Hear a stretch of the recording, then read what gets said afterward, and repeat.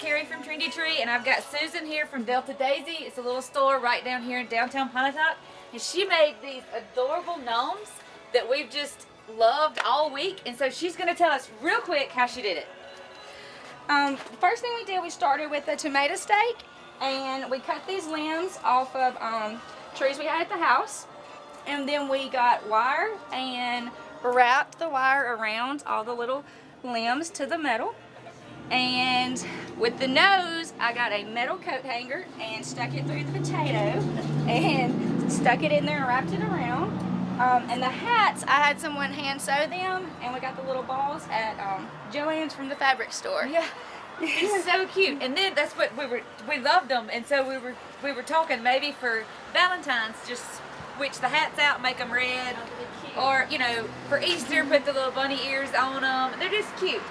They're just so cute. So we want to Name of the store again? Delta Daisy, right here in Pontotoc.